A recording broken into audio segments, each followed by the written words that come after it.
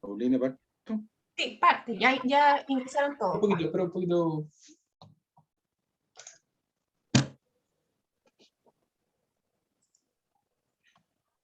Bien.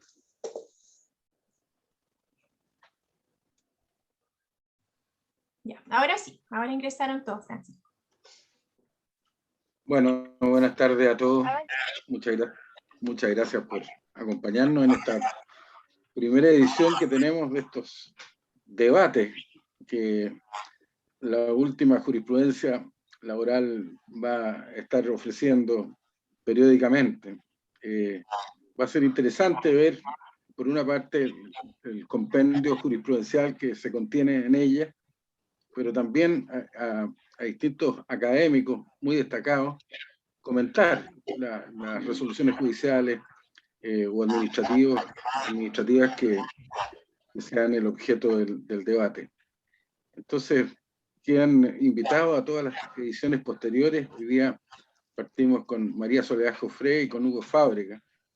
Los voy a presentar muy brevemente. María Soledad es una distinguida profesora de la Universidad de Talca, es directora de la sede de la Universidad de Talca en Santiago, y tiene no obstante su juventud, una larga trayectoria académica, así como también tiene el grado de magíster de la misma universidad, un muy buen magíster que tenemos en nuestro país, como otros tantos. Y Hugo Fábrega, para que lo presente, el presidente de la Sociedad Chilena de Derecho al Trabajo, ha hecho una incesante labor como presidente, le estamos todos muy agradecidos, sobre todo en estos tiempos tan complejos, y permanentemente está estimulando todo este tipo de actividades, y hoy día lo tenemos a él como panelista, así que va a ser un honor tener a estos dos queridos amigos debatiendo y conversando sobre las resoluciones judiciales. Primero, no sé si dejo a... ¿Quién va a tomar la batuta ahora? ¿Sí? Yo la tomo. Yo la tomo, profesor. Muy bien, ya. Belén. Hola a todos, muy buenas tardes a todos los asistentes. Les damos las gracias por acompañarnos en esta actividad de lanzamiento de nuestro segundo volumen de los cuadernos de última jurisprudencia laboral y la discusión de nuestro primer contrapunto laboral, el cual en esta ocasión versa sobre la discusión de la base de cálculo de las indemnizaciones a propósito de una sentencia de la excelentísima Corte Suprema del 12 de mayo del 2021. Esto, como bien dijo el profesor Francisco, está a cargo de los profesores María Soledad Jofré y Hugo Fábrega. María Soledad, como bien dijo, es profesora de Derecho del Trabajo y Seguridad Social de la Universidad de Talca, y bueno, Hugo Fábregas, como también mencionó, es presidente de la Sociedad Chilena de Derecho del Trabajo y Seguridad Social. Bueno, dicho lo anterior, les reitero la bienvenida a todos los asistentes, especialmente al director de esta publicación, el queridísimo profesor Rodrigo Azócar, al comité científico, que se encuentra a cargo de los profesores Francisco Tapia, Hugo Cifuentes, Humberto Villasmil, Teresita Tagle, la profesora Carmen Domínguez, y también especialmente al comité académico editorial, que está compuesto por Romino Ursúa, por Álvaro Cruz, por Jorge Leighton, David Odó, Sergio Fuica, Roxana Aranguis, Marcos Vázquez y Romina Miranda.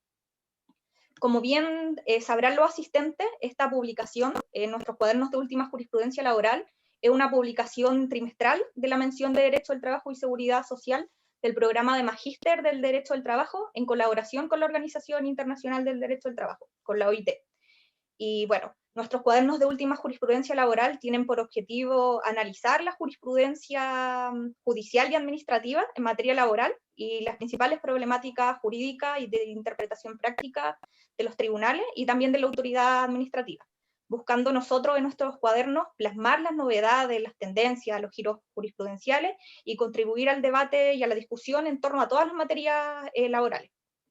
Agradecemos también formalmente a la mención de Derecho del Trabajo del programa de Magíster de Derecho UC, a la Sociedad Chilena de Derecho del Trabajo y Seguridad Social y a la Organización Internacional del Trabajo. Bueno, y sin más rodeos, le doy el pase formalmente al inicio de esta actividad al profesor Rodrigo Azócar Simón. Buenas tardes, profesor. Buenas tardes. Hola a todos, espero que estén muy bien. Muchas gracias por acompañarnos.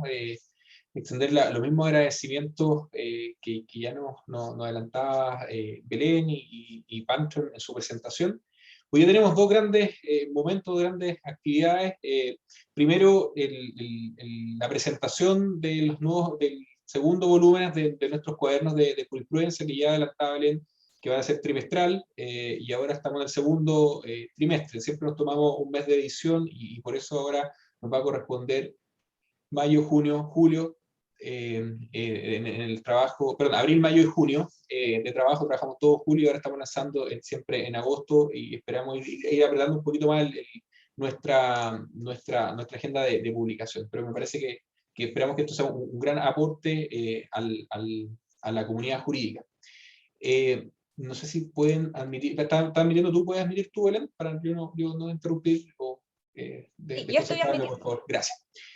Voy a presentar el comienzo de eso y el segundo de nuestra actividad ya de debate, de conversación y de generar estos contrapuntos, ¿ya? Y voy a iniciar con la presentación. Insisto, hoy día es la presentación y la revista les va a llegar a ustedes por correo electrónico, a los asistentes, a las personas que están participando acá, y después igual va a quedar disponible con posterioridad en la página web de nuestro magíster, que tenemos nuestra página web y se les va a compartir. Bien, voy a empezar a compartir pantalla. Ustedes ya saben que este cuaderno de última jurisprudencia es una publicación periódica, trimestral, que está inserta en la mención de Derecho del Trabajo y cuenta con el especial apoyo de la OIT y de la Sociedad Chilena de Derecho del Trabajo y Seguridad Social. Nuestro objetivo es dar a conocer y analizar la jurisprudencia, no solamente difundiendo los problemas jurídicos, sino que también la interpretación que han realizado los tribunales superiores de justicia, evidenciando estas novedades, tendencias, giros jurisprudenciales y aportando al debate y la discusión. Y acá nosotros, con este espacio, después de esta presentación, de este primer contrapunto laboral, queremos especificar un poco y detallar y en profundidad en uno de los problemas que nos entrega la Corte Suprema a propósito de problemas jurídicos de aplicación práctica. Nuestros cuadernos tienen estas tres secciones: la jurisprudencia judicial administrativa, comentarios de jurisprudencia y temas laborales, y jurisprudencia internacional y comparada. Voy a presentar algunos temas que incorpora nuestra revista un poquito más general, pero en la primera sección quiero destacar la jurisprudencia judicial más relevante de este periodo. Hay bastante jurisprudencia que los invito a que puedan revisar, pero grandes temas. Primero, se afianza el tema del descuento de la FC. Hay una sentencia bien interesante a propósito del incremento de las indemnizaciones sobre el despido justificado cuando hay una indemnización convencional. También hay un par de sentencias asociadas al caso fortuito de fuerza mayor en el escenario que estamos viendo de pandemia, el COVID. Hay algunos temas procesales que son relevantes, por ejemplo, el retraso de audiencia única y cómo eso también afecta al debido proceso. Y hoy día donde quiero destacar aún más el trabajo es que no solamente incorporamos, porque la versión anterior nosotros teníamos derecho individual, derecho colectivo y procesal y todo lo que es la labor fiscalizadora de la Dirección del Trabajo. En esta versión incorporamos un apartado sobre las normas de seguridad y salud en el trabajo, encargada al profesor Hugo Cifuentes y Marco Vázquez, y también un subcapítulo también de funcionarios públicos, ya encargada a la profesora Roxana Aránguiz. Yo creo que ahí vamos también robusteciendo, vamos creciendo en este apartado, ustedes van a tener a disposición, y yo creo que son los grandes ejes que les quiero comentar a ustedes en este día. Nuestro segundo capítulo, ¿ya?, que son los comentarios de jurisprudencia y debate sobre temas laborales, se escogió en abril el caso de la declaración de la relación laboral respecto del pago de cotizaciones, si esa sentencia era declarativa o no. Hay una discusión que nos van a presentar Lucía Planet y Francisco Roay. Vamos a tener un contrapunto solamente para eso en los próximos meses, que van ustedes estar invitados. En mayo escogimos esta sentencia que vamos a comentar con María Soledad y Hugo respecto de las horas extras y la base de cálculo. Ya presentamos a Hugo, a María Soledad, y en un momento vamos a seguir con esa actividad. Y en junio escogimos la calificación de accidente del trabajo a propósito del teletrabajo, donde escribieron Jenny Tinto y Sergio Fuica. También incorporamos en esta versión de los cuadernos un tema de reflexiones sobre temas del mundo del trabajo abordados desde los propios actores sociales, donde ahora el tema que nos convocó fue el tema de la migración, a propósito de la nueva ley de migraciones y la migración laboral que tenemos en nuestro país, Pedimos también ahí dos contrapuntos, uno de Amalia Pereira, de la CUT. Ella es encargada de la Secretaría de Migraciones de la Central Única Tributaria de Trabajadores, y Francisco Jiménez, por el lado de los empleadores, de la Unión Social de Empleadores Católicos, de la USEC, que también nos entrega la mirada de la migración desde el punto de vista de los empleadores. Insisto, siempre nuestra idea es generar contrapuntos, entregar distintas visiones sobre el derecho del trabajo con tal de aportar al debate, y aquí vamos a incorporar una nueva sección que son los mismos actores, representantes de trabajadores, representantes de empleadores, quienes van a ir tocando distintos temas que son relevantes para las relaciones laborales. Y en un tercer capítulo tenemos el aporte que hizo el profesor Jorge Leighton con la jurisprudencia internacional, un barrido de alguna jurisprudencia que puede ser relevante a propósito de nuestra realidad nacional, y también el subcapítulo de la OIT, ¿no? De las normas internacionales de la OIT y de los pronunciamientos de los órganos de control, que también están incorporados y de manera extractada que ustedes van a poder revisar. Entonces, sin más, con eso yo ya quería presentarles este nuevo número con las distintas secciones que hemos ido modificando y que hemos ido creciendo cada vez más, y de nuevo agradecerles a todo nuestro comité editorial, que ya nos mencionaba Belén, porque este es un trabajo que hacemos en conjunto con profesores, con ayudantes, con distintos abogados, y este es un trabajo, insisto, que me corresponde a mí liderar, pero es un trabajo que hacemos varias personas, y yo creo que quiero valorar ese esfuerzo colectivo que organizamos desde la facultad. Dicho eso, quiero que pasemos ahora al contrapunto, ya en nuestro contrapunto, a nuestro primer contrapunto de jurisprudencia, y ahí, en primer lugar, quiero, bueno, ustedes ya presentó Pancho a nuestros expositores. Quiero explicar un poco la metodología o el formato que vamos a utilizar. Primero, vamos a darle la palabra a cada expositor, que ellos puedan exponer entre 12 a 15 minutos sobre lo que ellos también pusieron por escrito en su columna, en su comentario de jurisprudencia. Va a tener primero la palabra María Soledad, luego Hugo va a continuar, y después una especie de réplica, ¿ya? Donde va a dar la posibilidad a María Soledad de poder replicar algunos aspectos, después a Hugo. Luego de eso vamos a abrir el espacio a las preguntas de los asistentes, que van a ser por escrito, así que ya pueden ir generándolas en el chat y las vamos a ir comentando. Y después de eso generamos nuestro cierre al revés, ahí parte Hugo, y luego de eso continúa María Soledad, y hacemos algunas palabras de cierre y cerramos nuestra actividad en el tiempo que ya les habíamos comprometido. Entonces, sin más, solamente a modo de introducir esta sentencia, esta es una sentencia del 12 de mayo del 2021, en el cual la Corte Suprema acogió un recurso de unificación de jurisprudencia. La materia de derecho fue determinar si las horas extras deben o no ser incluidas en la base de cálculo de la última remuneración mensual, a que todo, como ustedes saben, se refiere el artículo 172 del Código del Trabajo, en caso de que éstas hayan sido pagadas en forma permanente por el trabajador. ¿Cómo razona la Corte Suprema?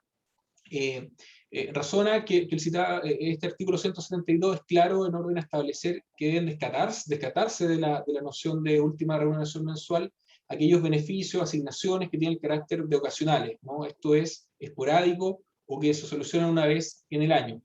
Escribe entonces que el citado artículo 172 pone su atención en cantidades que el trabajador estuvo percibiendo con regularidad a la fecha del término de la relación laboral, con independencia de que hayan tenido o no la calidad de remuneración. Por lo que tras analizar el sentido y alcance de la hora extraordinaria, cuyo objeto es atender necesidades o situaciones temporales en la empresa y en consecuencia tienen una vigencia transitoria, concluye la Corte que en ese caso pasaron a ser de una excepción a constituir una situación habitual de la relación habida entre las partes, desnaturalizando su carácter eventual y accidental. Entonces, en consideración de lo expuesto, concluye que para el beneficio de asignación sea incluido en el concepto de última remuneración mensual, era necesario, de acuerdo a la disposición que rige, que ya he hecho referencia, que tenga el carácter de permanente como se desprende en este caso. Eso es someramente el caso, y ahora, insisto, para este breve resumen, para que todos podamos estar encuadrados en esta discusión, quiero dejar el espacio a María Soledad Jofré para que pueda también exponer entre 12 a 15 minutos su visión sobre esta sentencia, su comentario, y después seguimos con Hugo. María Soledad. Muchas gracias, Rodrigo. Bueno, antes de comenzar, buenas tardes a todos y a todas. No puedo comenzar sin agradecer la invitación. Siempre es muy grato estar participando en actividades de la Facultad de Derecho de la Universidad Católica, en particular del área del Derecho al Trabajo, así que agradezco especialmente a Pancho por la invitación, a Rodrigo, a Álvaro y a todos los amigos y colegas de la Universidad Católica. Así que muchas gracias por la invitación. Y también comenzar señalando que ya también se lo comentaba a Rodrigo antes de empezar, que también lo felicito por la revista, por la iniciativa que han tomado con esta publicación, sumamente relevante, importante para nuestra disciplina, y también felicitarlos por la idea del contrapunto, más allá de que a lo mejor no vamos a estar tan en desacuerdo, no lo sé, no lo hemos comentado con Hugo previamente, pero es interesante poder analizarlo desde esta perspectiva y poder dar el espacio para discutir estas materias que son tan relevantes y tienen tanta aplicación práctica. Así que felicitaciones por la instancia y de nuevo muchas gracias por la invitación.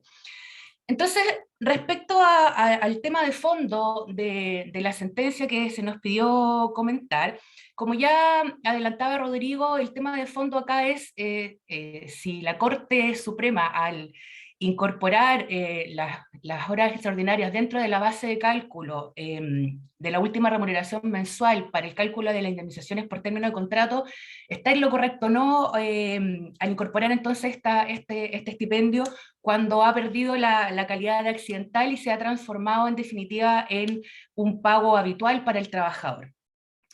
Y teniendo en consideración o teniendo a la vista lo que señala el propio artículo 172, que cuando establece cuáles son los conceptos que se deben incluir en esta base de cálculo, expresamente señala que los pagos por sobresueldo, que son los que corresponden a las horas extras, deben ser excluidos de la base de cálculo. Entonces, la pregunta es si aquí hay alguna contradicción o no.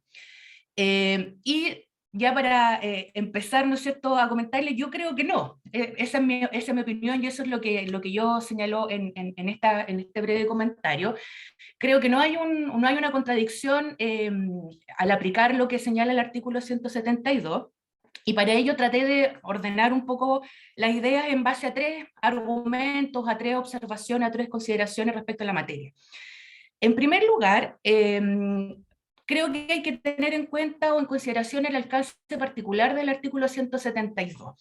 Y ahí, ¿no es cierto?, tener en cuenta cuál es el objetivo o el propósito de este artículo, que efectivamente establece un concepto de remuneración distinto al que se utiliza para otra forma, ¿no es cierto?, distinto, perdón, al artículo 41, que es el concepto general de remuneración, sino que solamente fija este concepto de remuneración para este objeto exclusivo de determinar cuál fue la última remuneración del trabajador para calcular las indemnizaciones, pero excluyendo todos aquellos pagos que no hayan sido permanentes para el trabajador, es decir, para evitar que se aumente de forma artificial el cálculo de la indemnización del trabajador, considerando la última remuneración en el caso en que, por ejemplo, justo ese mes el trabajador hubiese percibido algunos pagos excepcionales, y por lo tanto entonces el artículo 172 lo que dice es que hay que solamente considerar lo que el trabajador recibiera de forma permanente.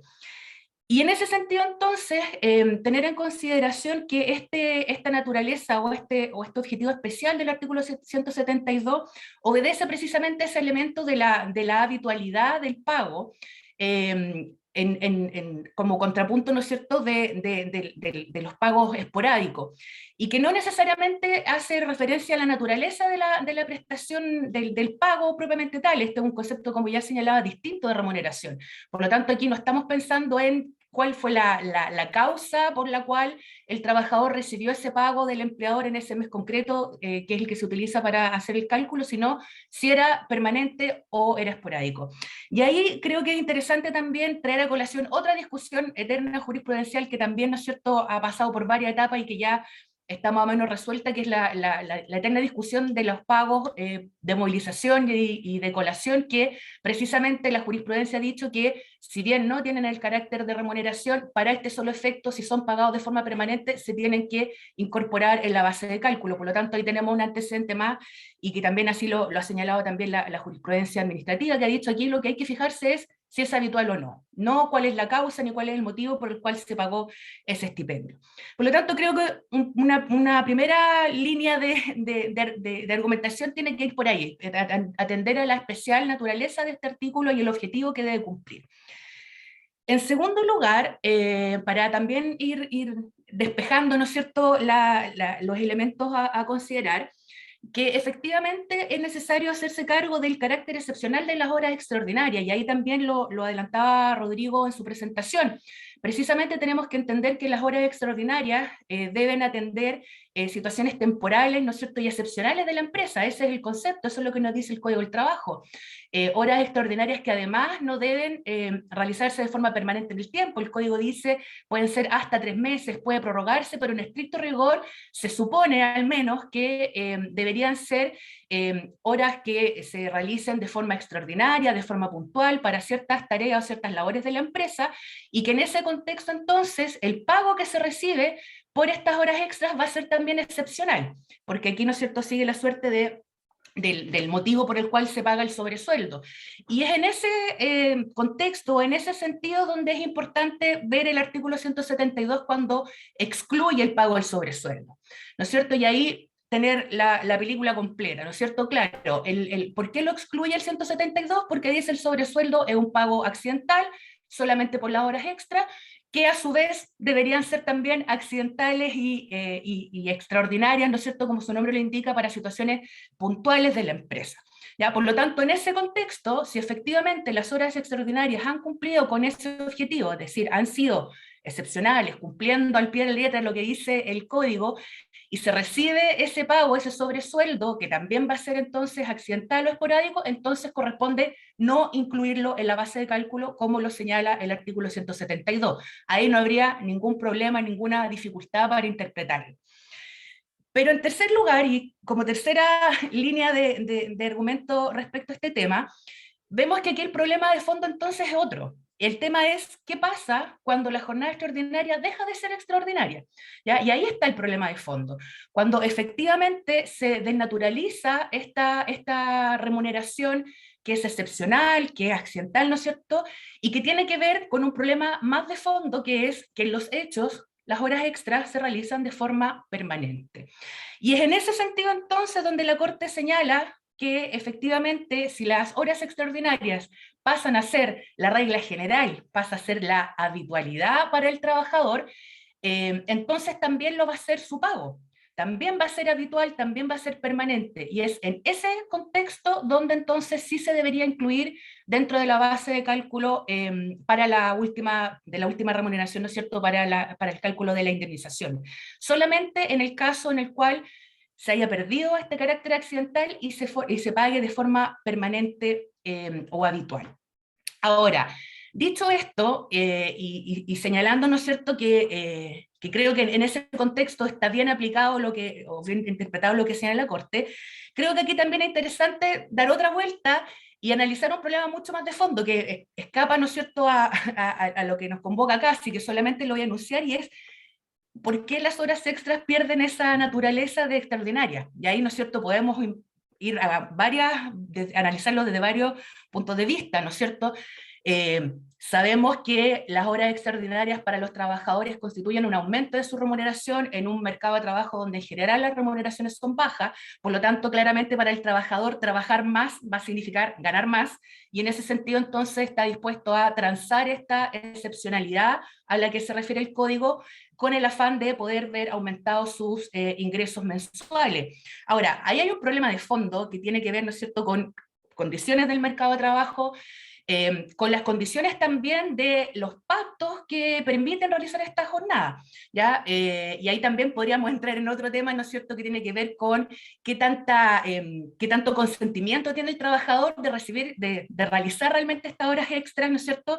Sabemos que le van a pagar más pero hasta qué punto el trabajador tiene la capacidad para decir, no, ¿sabe qué? No quiero trabajar horas extras de forma permanente y renuncio, ¿no es cierto? O no voy a percibir este sobresueldo porque quiero trabajar mi jornada pactada. ¿Qué tanta capacidad tiene el trabajador ahí para, en los hechos, en la práctica, realmente negarse, ¿no es cierto?, a esta situación? Entonces yo creo que ahí hay un problema más de fondo que tiene que ver con cómo se aplica esta materia en la práctica, cómo se aplica, ¿no es cierto?, la materia de jornada en general, en la eficacia que tienen las reglas del código, que como ya señalábamos, el código es muy exigente, ¿no es cierto?, dice para casos excepcionales, por lo tanto uno debería ver ahí, pensar que la hora extra es absolutamente la excepción cuando sabemos que la práctica no es así.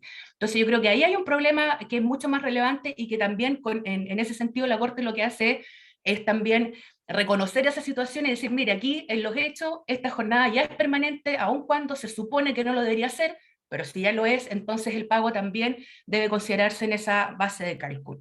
Por lo tanto, en ese sentido y en base a esos argumentos, creo yo, considero que es un fallo que está en lo correcto, a pesar de esa inicial contradicción que podría dar, ¿no es cierto?, por el tenor literal del artículo 172, y que lo que hace, insisto, es reconocer una situación de hecho que ocurre más frecuentemente de que a lo mejor se reconoce en estos casos.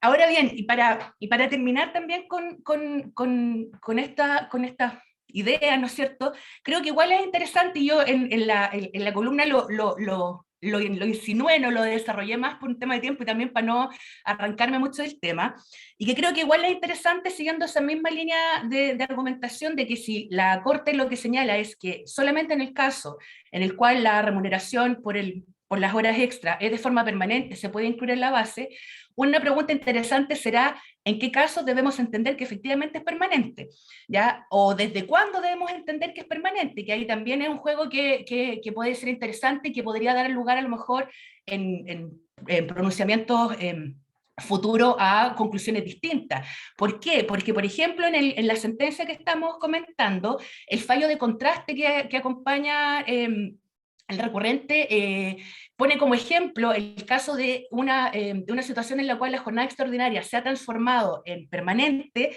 en los casos en los cuales las horas extras se pagan por el cambio de vestuario, que, ¿no es cierto?, lo asociamos también con el cumplimiento de jornada pasiva, ¿no es cierto?, y esa definición. Por lo tanto, ahí uno podría decir, es lógico, si el trabajador todos los días que desarrolla su trabajo tiene que estar cierta cantidad, ¿no es cierto?, de tiempo cambiándose ropa, es obvio que eso se lo tiene que pagar con sobretiempo, y eso va a tener como resultado que va a tener horas extras de forma permanente. Por lo tanto, este caso creo que es más o menos claro. Pero en el caso en cuestión, en el que se falla en esta sentencia, solamente da el antecedente de que el trabajador los últimos 6 meses había estado recibiendo horas extra. Por lo tanto, creo que ahí igual deja un poco abierta la puerta para poder discutir o para que puedan haber pronunciamientos contrarios, porque la pregunta es entonces, ¿cuánto tiempo hacia atrás habría que ver para poder llegar a la conclusión de que sí era permanente? 3 meses, 4 meses, 6 meses, eso podría dar lugar a pronunciamientos diferentes en el futuro. Y lo mismo respecto a si los montos son variables o no, y que creo que eso tampoco se va acá, esto muy a lo mejor accesorio, pero creo que también podría ser una línea de argumentación que podría dar lugar a pronunciamientos distintos.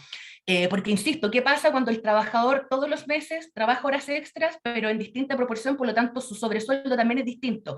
Habría que calcularlo según la regla general los últimos 3 meses como remuneración variable, o si es variable ya deja de ser permanente, no sé, lo dejo planteado, creo que eso también podría dar lugar a algún tipo de discusión en el futuro. Así que eso respecto a los argumentos que señalé también en la columna, así que por ahora, ¿no es cierto?, quedo hasta acá, le doy para poder compartir y comentar, ¿no es cierto?, con Hugo qué opina también él al respecto. Así que muchas gracias y sigamos conversando entonces respecto a esta sentencia. Muchas gracias, Sole. Muy clara la exposición de la idea, estas 4 grandes ideas que tú planteas, y nos deja estas preguntas que quizás pueden también hacer eco en el espacio del público.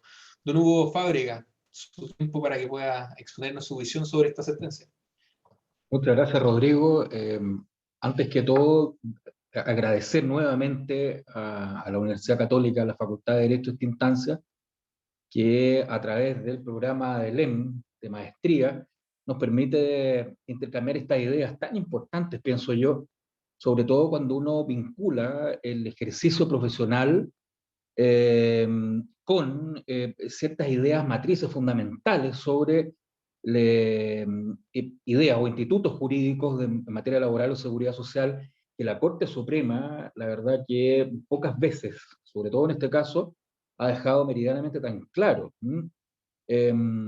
En lo particular, también quiero agradecer nuevamente esta instancia, y bueno, la Universidad Católica viene haciendo una serie de esfuerzos, así como lo dijo Francisco Tapia al comienzo, una serie de esfuerzos para congregar lo que normalmente se ha traducido en actividades quincenales y mensuales, la cual estamos muy contentos de poder participar y poder aportar los distintos puntos de vista. Yo la verdad que pretendo dar un enfoque más o menos general y de alguna manera coincidir en algunos puntos de lo que ha dicho Soledad, pero en otros también afianzar lo que yo considero que es relevante tener en consideración.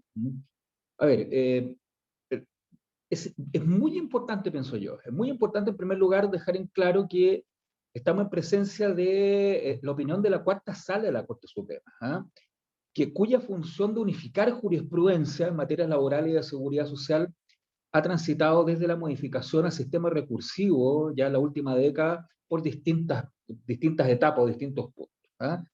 En esto la verdad que hay pocos estudios, pero existen estudios donde nosotros podemos distinguir claramente al menos cuatro etapas o donde la Corte Suprema ha transitado en su valoración en 4 ideas fundamentales. En primer lugar, criterios que han sido reunificados durante la vigencia del sistema recursivo que le ha entregado competencia a la Corte Suprema a propósito de unificar el derecho o materias de derechos que han sido contrapuestas en los tribunales superiores, han transitado sobre todo en distintos índoles, en materias reunificadas, de eso qué duda cabe. Desde el inicio del sistema de unificación de jurisprudencia hasta el día de hoy, hay criterios que no han sido criterios pacíficos únicamente. Yo diría que en su gran mayoría han sido criterios reunificados. De eso han dado cuenta algunos estudios que incluso he tenido la oportunidad de participar. Ya al principio y también durante el transcurso de la reforma, pero con mayor énfasis en los últimos 5 años. La Corte Suprema, digámoslo, qué duda cabe que de acuerdo a la integración ha participado, yo diría, en reunificaciones constantes sobre distintas materias. Eso en primer lugar, es importante saberlo. En segundo lugar, también a propósito del recurso de unificación de jurisprudencia, ha determinado que el control jurídico de las materias también no han sido objeto solamente de competencia laboral judicial. ¿A qué me refiero brevemente con esto? Innova en otorgar competencia en materias para entrar directamente a conocer que, muy por el contrario, en la época de la casación, era muy difícil, o incluso al inicio del primer lustro de vigencia de las modificaciones al libro quinto del Código del Trabajo, era muy difícil poder determinarlas a través de la posibilidad de entregar a la judicatura especializada en materia laboral la competencia de conocer de ciertos temas. Con mayor fuerza de 7 años a la fecha, la Corte Suprema ha hecho este esfuerzo de transmitir la posibilidad de poderlos discutir en sedes judiciales especializadas, laboral, competencias judiciales en materia de funcionarios públicos, por ejemplo. Pero también, en tercer lugar, yo creo que es muy importante tener en cuenta que la Corte Suprema, a propósito del recurso de unificación de jurisprudencia, ha detentado la competencia última, ¿ya? En establecer normas protectoras a distinción de lo que el Tribunal Constitucional ha declarado inaplicable en ciertas gestiones. Y en la ponderación también a propósito del procedimiento de tutela laboral. Qué duda cabe que lo que ha dicho el Tribunal Constitucional en cierta medida, declarando inaplicable para materia de funcionarios públicos, en la misma Corte Suprema, en la actual integración incluso, ha tenido una labor creatoria de permitir la competencia en última instancia para conocer el procedimiento de tutela laboral, todas aquellas competencias a propósito de funcionarios públicos. Lo último que nosotros pudimos advertir es ya directamente entrando en materia de conocer problemas derivados de aplicación de derechos fundamentales mediante el procedimiento de tutela laboral en materias de funcionarios dependientes del régimen de Fuerzas Armadas. Piensen ustedes, algo impensado en la época casacional o incluso de vigencia de los últimos 10 años del sistema recursivo en materia de unificación de jurisprudencia. Pero también, en cuarto lugar, me hago cargo que es posible distinguir que la Corte Suprema también ha afianzado criterios que han se mantenido incólumes, que han dado cierta vigencia y cierta consistencia a criterios sobre institutos laborales y de seguridad social, ¿ya? Donde esta idea que pasa del sistema casacional que teníamos en materia laboral, que también conocía la cuarta sala, pasa incólume a ser materia de fundamento, en materia de unificación de jurisprudencia. ¿Ah? El caso que nosotros nos toca revisar, sin duda, es respecto de esta última categoría. Son de aquellos casos donde no hay ninguna duda que la Corte Suprema ha mantenido el criterio durante todo el tiempo de vigencia del sistema de unificación de jurisprudencia. A la fecha siguió el criterio que tenía respecto de la época donde, a través del sistema de casación, se resolvía la operatividad o se resolvía la cuestión acerca de la procedencia de incluir dentro de la base de cálculo aquellas asignaciones que constituían el carácter permanente, sin dejar de lado esta disquisición de lo que establecía literalmente la ley. ¿Ah? Dentro del análisis que yo hice, encontré fallos en materia de casación del año 2001, donde nosotros podíamos establecer que el origen de la discusión acerca si era un carácter permanente o era un carácter accidental ya venía demostrado claramente a partir del modelo de resolución de la causa a propósito del sistema de casación. Y a propósito del sistema de casación, a propósito también de la infracción de ley que estaba llamada la Corte Suprema a resolver en el caso específico, ¿ya? Esto es importante tenerlo presente, puesto que la Corte Suprema lo que hacía no era interpretar un precepto legal, sino que a través de la sistematicidad de la norma o de la interpretación legal establecía un criterio que daba de alguna forma fisonomía a todo lo que eran hechos ventilados en la causa y que por ahí la Corte Suprema en el sistema de casación determinaba la procedencia, incluirlos dentro de la base de cálculo y que no había ninguna duda a que nosotros tuviéramos algún tipo de distinción o algún tipo de duda de cómo aplicar esa norma. Yo diría que son de las pocas normas donde en la legislación laboral no tiene ninguna duda, ningún cambio. Desde la época de los 80, 90, a propósito de la consecuencialidad del Código del Trabajo, establecido a partir del año 94 en adelante, pasa a los años 2000, pasa ya después el filtro de la unificación de jurisprudencia y queda incólume. Vale decir, no hay ningún tipo de lectura que nosotros podamos decir distintiva o propia de la unificación de jurisprudencia. En este sentido, yo coincido con lo que opina Soledad. O sea, no hay ninguna duda de que en este caso la Corte Suprema, ¿qué está haciendo? Haciendo una distinción sistemática a propósito de las normas. ¿Qué distingue el criterio que resuelve y anula, por cierto, la Corte de Apelaciones de Iquique en el caso en particular donde se va a la literalidad de la norma? Ya en el sistema de interpretación normativa a propósito de la infracción de ley, que era la causal de revisión y de control de la Corte de Apelaciones de Iquique, la verdad que la Corte lo que dice es, bueno, vamos a interpretar este punto donde el artículo 41 nos obliga a nosotros a determinar que las horas extraordinarias, por este carácter extraordinario, vale decir que no es suficiente, no es permanente, pero de acuerdo a la literalidad de lo que establece la ley, la vamos a sacar de la base de cálculo. ¿Por qué? Porque el artículo 172 nos dice todo lo que el trabajador esté, en el fondo, retribuyendo al momento de captar los beneficios que van a formar parte de este sistema de base de cálculo. Yo diría que echando mano no a la literalidad, sino que echando mano al criterio afianzado ya en los 2000, casacional dentro de todo, de la sistematicidad de la norma vinculado a la operatividad de las instituciones laborales, con justo motivo, la Corte Suprema toma sobre sí otros fallos. dentro de las consideraciones que establece esta unificación de jurisprudencia, no solamente crea o establece esta materia regular, sino que se cuelga a otros fallos y dice, bueno, como ya reiteradamente esta Corte lo ha dicho, en otras dos fallos nosotros consideramos que esto vendría siendo ya una materia unificada. Esto para mí es muy relevante. ¿Y por qué es relevante?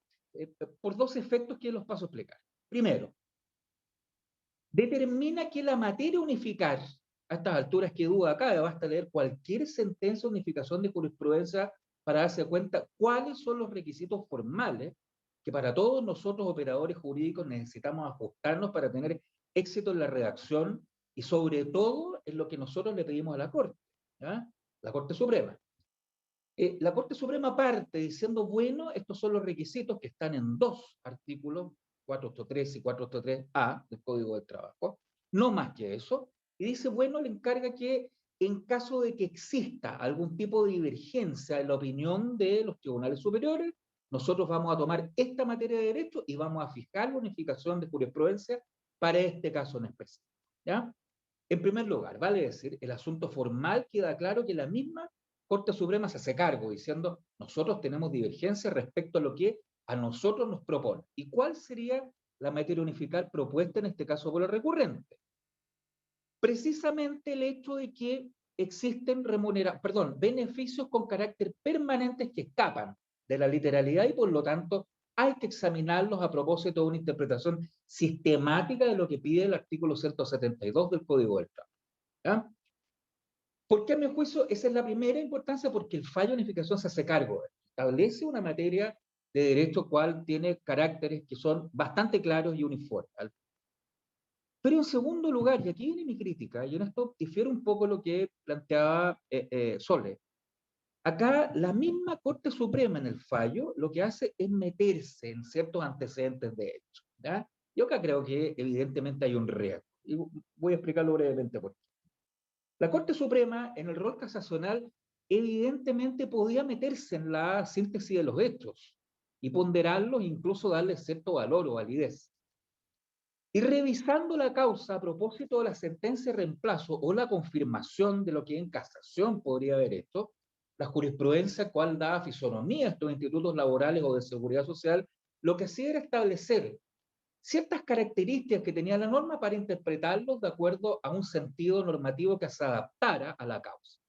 Eso ni más ni menos era que en materia de casación, vale decir, el resguardo que la Corte Suprema debía hacer en conformidad a la ley, daba a las partes. Esto desaparece en materia de unificación. Y creo que la Corte Suprema no puede caer en esta verdadera manifestación de casación porque acá lo que la ley lo obliga a hacer es fijar el sentido y alcance respecto de cómo unificar, en este caso el derecho, o la materia propuesta a unificar. ¿Por qué?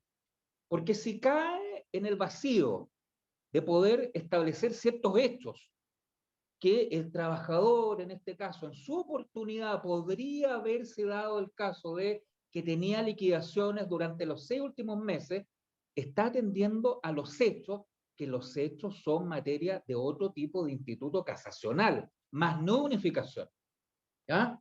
Y esto es importante, ¿por qué? Porque normalmente esto se traduce en una nueva revisión o una nueva admisibilidad, la cual la Corte Suprema debería dejar claro al momento de controlar la causa a la cual ellos van a determinar el sentido y alcance, pudiendo de alguna manera caer en el problema que suscita el primer punto que yo advertí, que era caer en criterios de reunificación a propósito de las integraciones que se dan respecto de temas independientes del tiempo. Pongo solamente un caso a la palestra.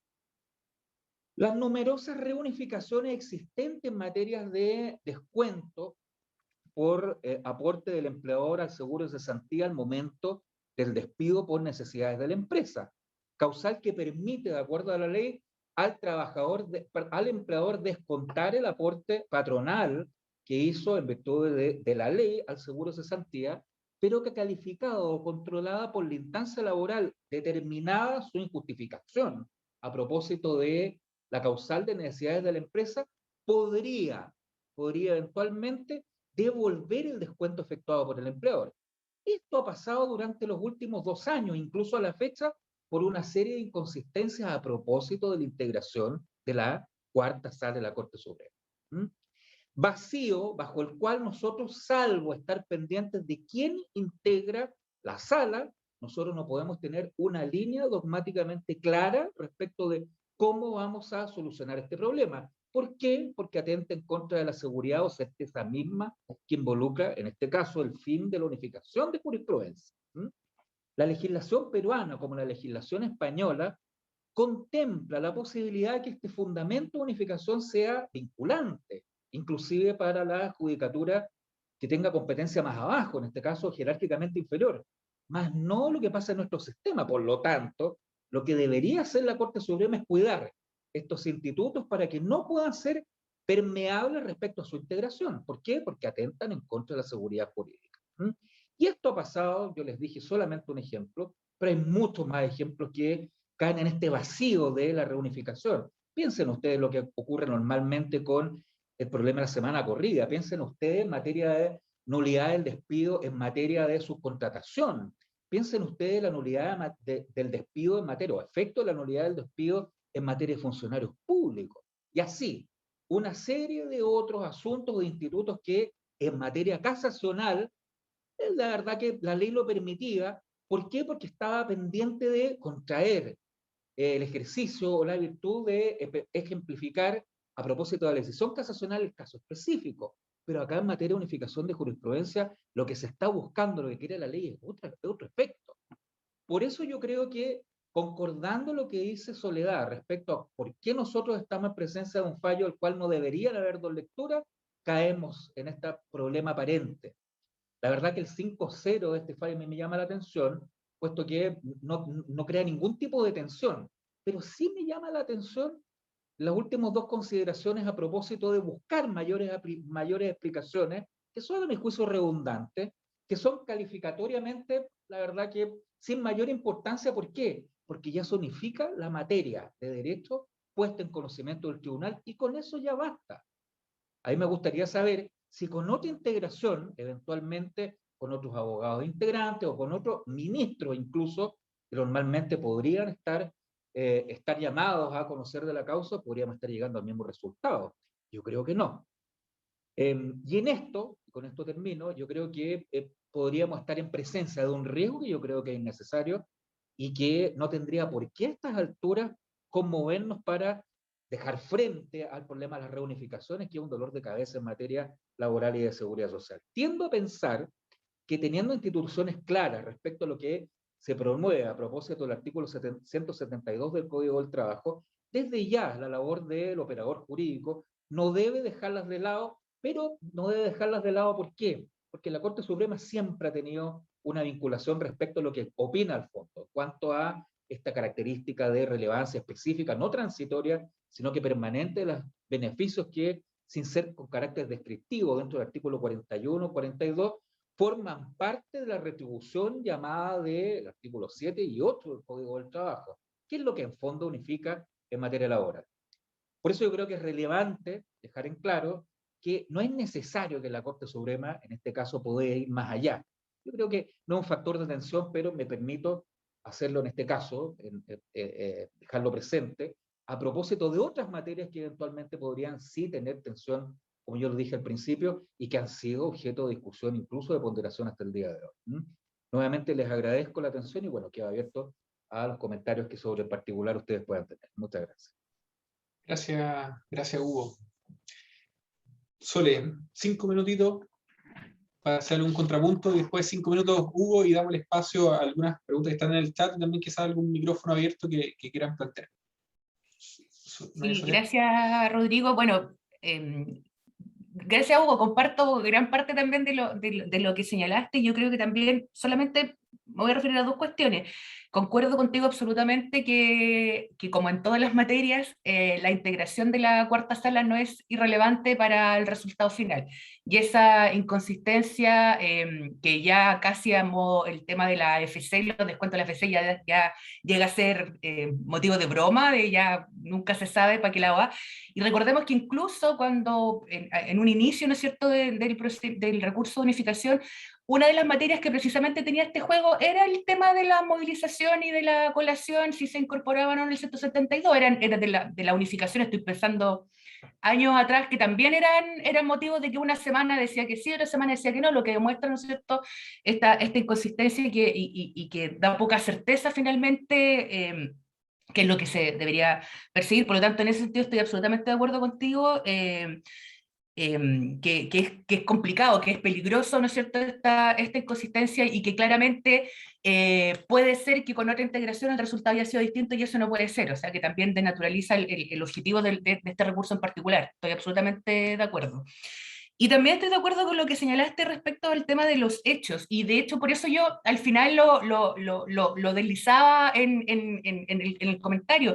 Yo creo que es mucho más clara la sentencia de contraste que esta sentencia cuando la Corte al final dice, bueno, ¿y por qué es permanente? Porque el trabajador adjuntó las últimas 6 liquidaciones y se notaba que esos 6 meses había trabajado hora extra, entonces por eso llegamos a la conclusión de que era permanente.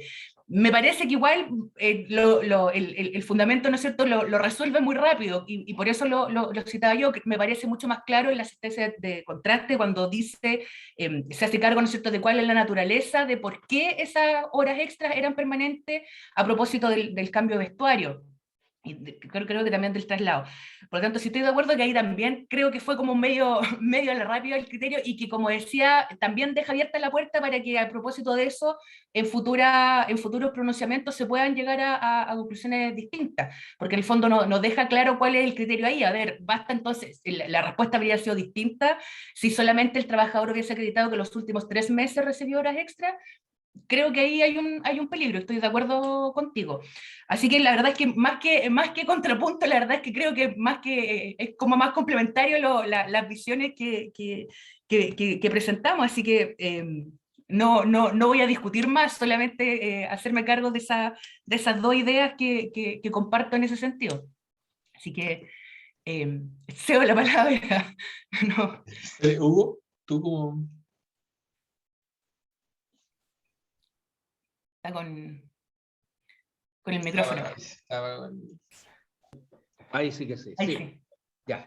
Solamente entender lo siguiente, si bien acá yo coincido, yo creo que no deberían haber 2 lecturas, salvo una lectura que uno propiciara media arriesgada, que es compartir el criterio expuesto por la Corte de Apelaciones de Iquique, donde se va en el plano literal de que por el hecho de no determinar o calificar como tal la ley, en este caso como estas asignaciones o beneficios con carácter permanente, deberíamos quitarlo. Yo creo que ir en contra precisamente de la sistematicidad que da el caso en particular. Por eso, este es un criterio, yo diría, sentado. Yo no creo que hay 2 lecturas respecto a eso, precisamente porque el artículo 172, si uno lo vincula con el artículo 32 del Código del Trabajo, que extrae primero que las horas extraordinarias, si bien son carácter importante, o sea, son parte de la remuneración, no lo son cuando son de carácter aislado, ¿ya?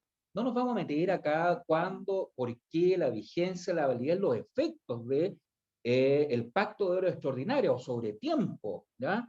Sino que estamos en presencia de cómo computarlos a propósito de algo que va más allá. Por eso yo hablo del criterio de sistematicidad. ¿Eh?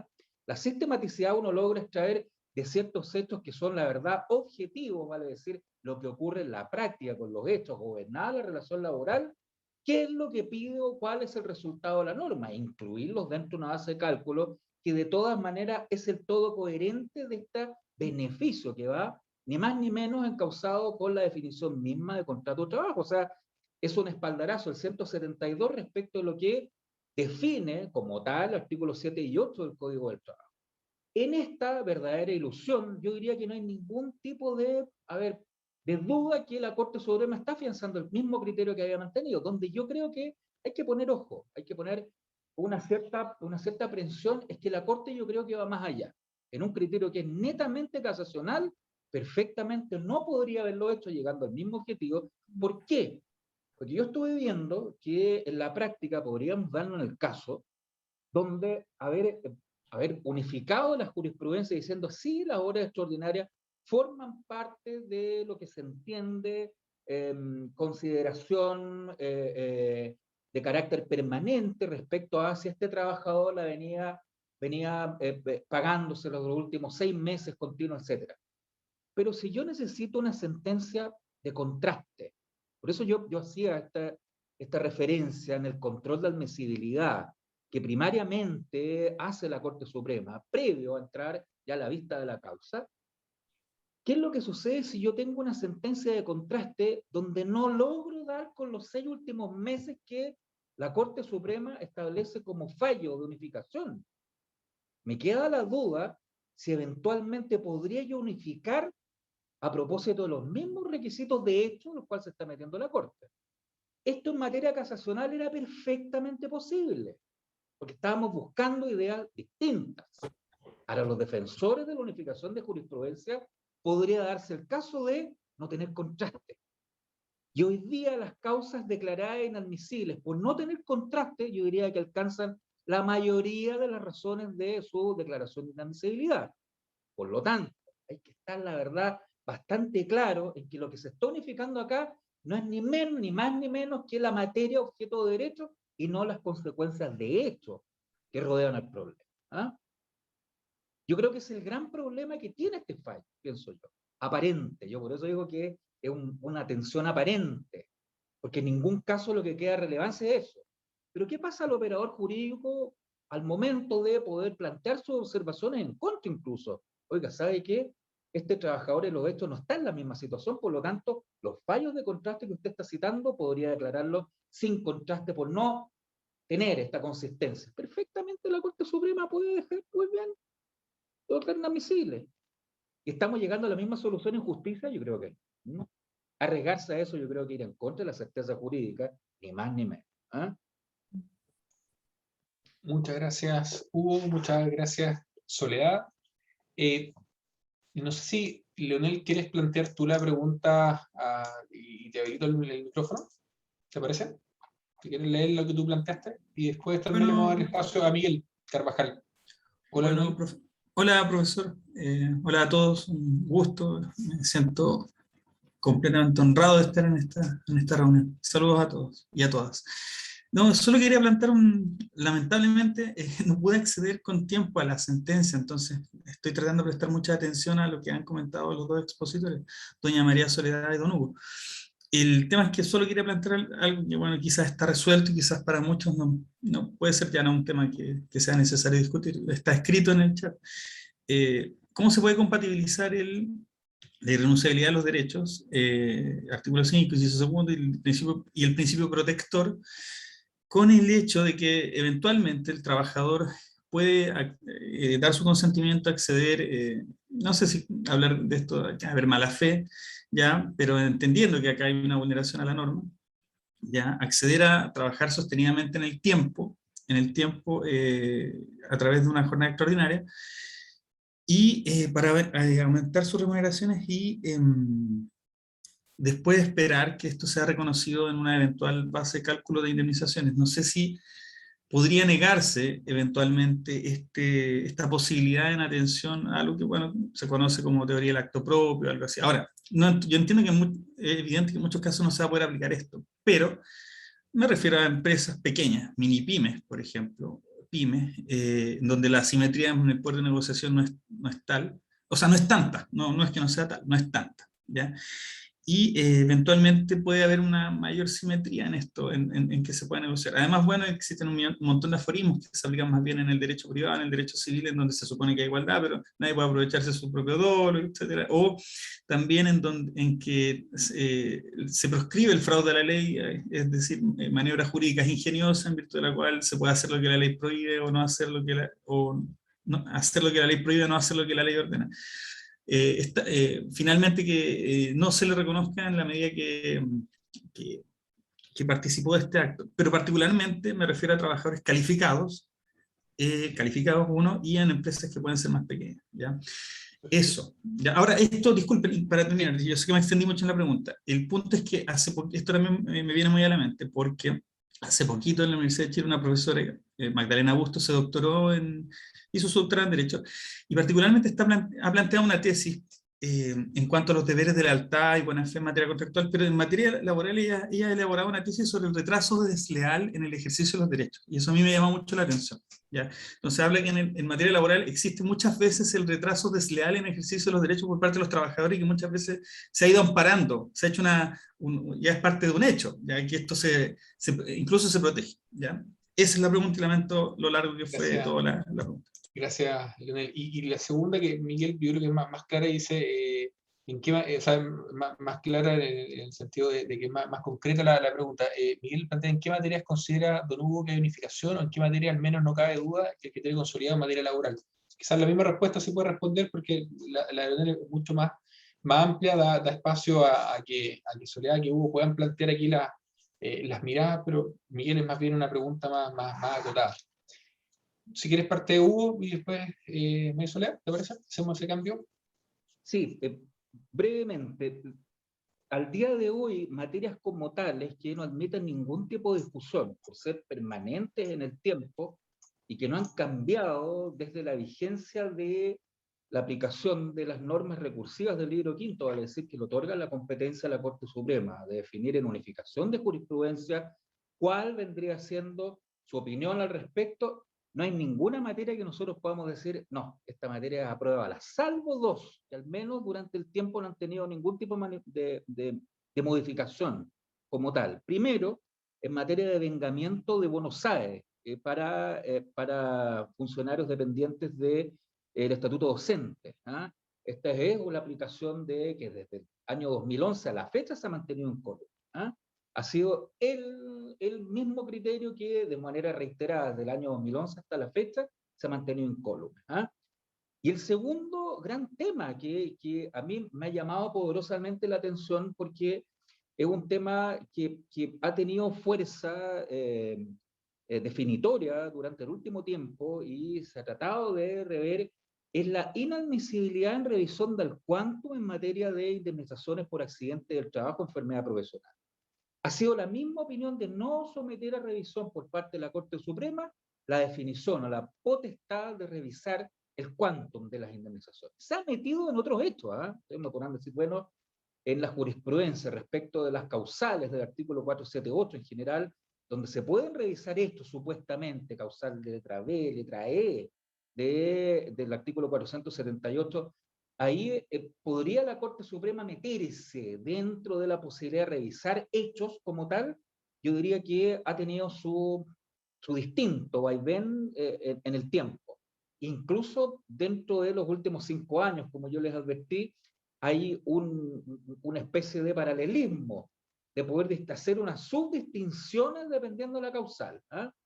Pero en general también es una opinión acertada, que revisión de los montos respecto de atribuciones privativas que tienen los jueces de instancia a propósito de los hechos en materia de accidentes del trabajo y seguridad y enfermedades profesionales, la Corte Suprema no se ha metido. En eso es una opinión unánime. Salvo esas materias, créanme, durante un primer momento hasta ahora han sido todas reunificadas de alguna medida. Incluso han sido otras incorporadas hace poco en materia de competencia probablemente tal. En esta labor creativa yo sigo como maravillándome de esta posibilidad de depender del dinamismo, una característica o fisonomía tan propia que tienen el derecho del trabajo y la seguridad social, que es también, yo creo que este es un tema muy importante y que sea muy interesante poderlo discutir en otro ámbito, digamos, pero que nada tiene que ver con respecto a la posibilidad de establecer algún tipo de consecuencias, y acá yo me desmarco de algunos colegas, que incluso lo estoy viendo, de que es posible interpretar normas de orden público procesales a la luz de los principios propios del derecho del trabajo. Yo creo que estamos hablando de cosas distintas. Estamos hablando de normas de orden público procesales, garantistas respecto a la protección y respeto de la jurisdicción, que en este caso prodiga ni más ni menos que la igualdad ante la ley. Básicamente eso. El resto de las materias se han sido reunificadas, que es el peligro que yo creo que corremos hoy por hoy. Gracias, Hugo. ¿Sole? Sí, bueno, no sé si en relación a la pregunta que planteaba Leonel, que me quedé dando vuelta por el tema de la mala fe. Yo no sé si puede ser tan claro eso, porque entiendo que a lo que se refiere es a el hecho en que, o el caso en el cual un trabajador de mala fe trabaje siempre horas extras para poder generar, ¿no es cierto?, esa permanencia o desvirtuar la accidentalidad de las horas extras. Pero ahí yo creo que hay que mirar, yo creo que hay dos puntos de vista, sobre todo porque habla de la irrenunciabilidad.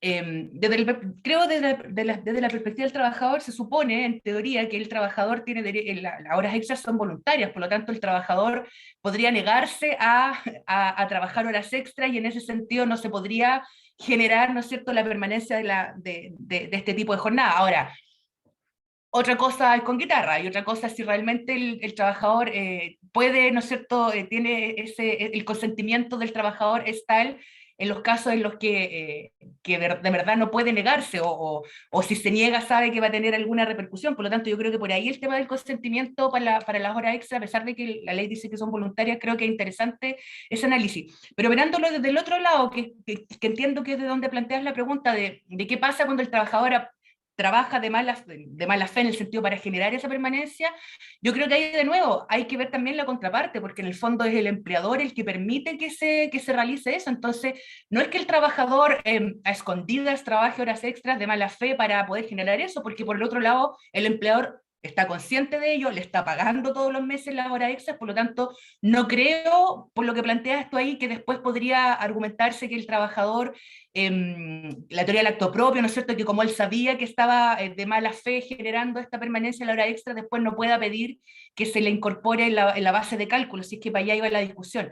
Creo que no, o sea, ahí efectivamente, si, aun cuando el trabajador lo hiciera de mala fe, lo que corresponde es que el empleador le diga, oiga, su jornada es esta y tendrá que pagar lo que corresponda, pero no le tendrá que permitir que siga trabajando horas extras si no es el acuerdo. Y ahí creo y en ese caso, si el trabajador igual sigue o trata de seguir de mala fe, ahí yo creo que efectivamente hay un tema de mala fe, ¿no es cierto?, en general del contrato, y ahí nos vamos para otra arena y el cumplimiento de buena fe del contrato, etcétera, y que podría dar lugar incluso a otras sanciones por parte del empleador.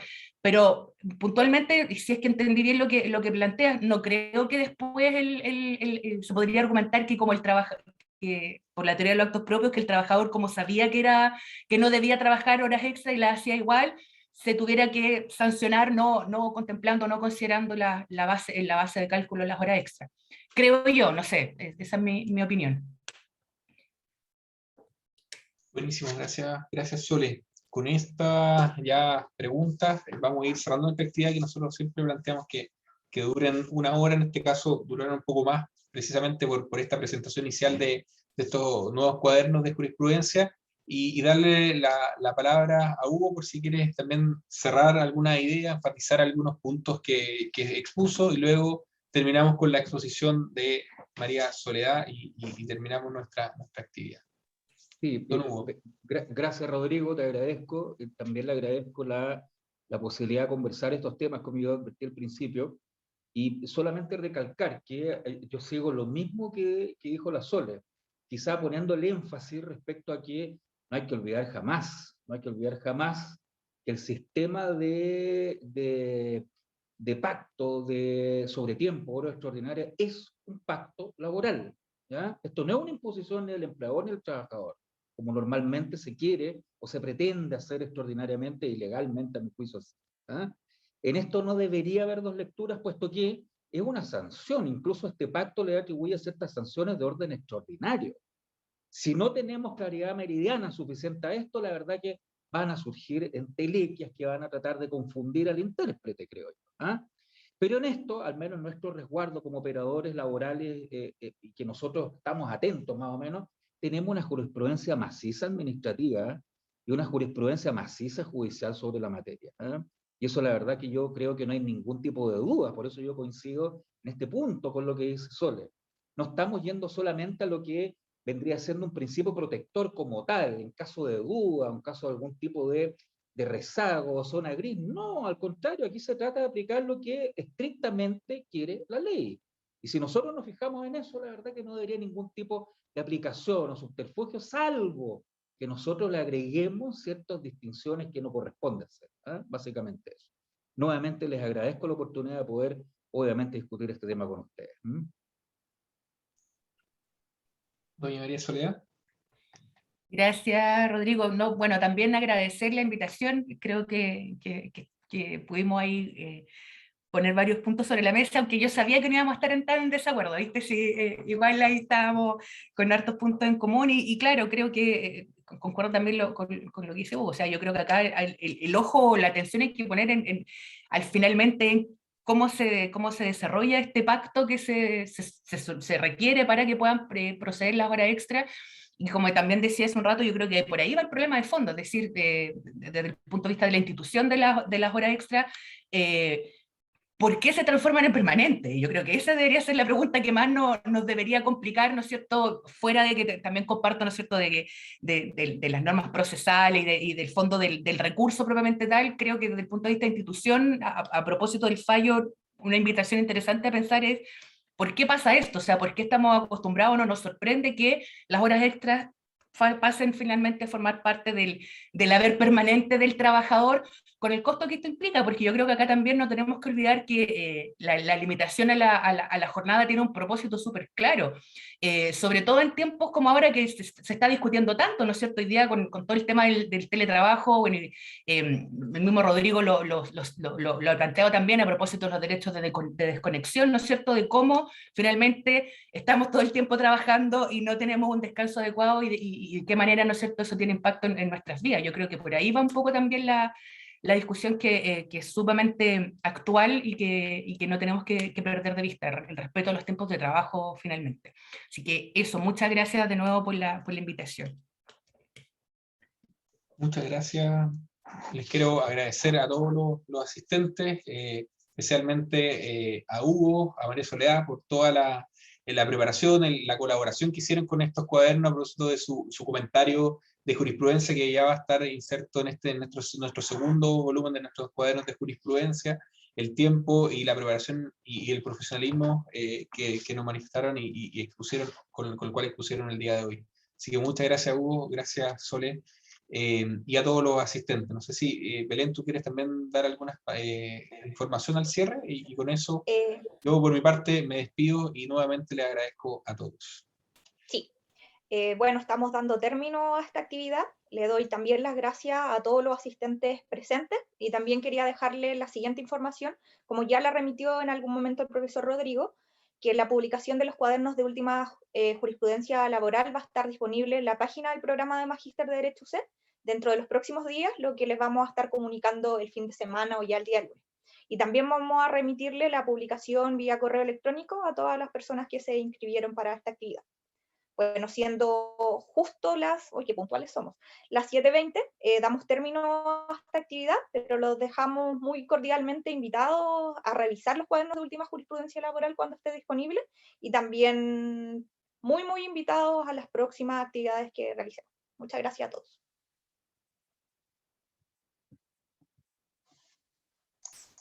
Chao, muchas gracias a todos.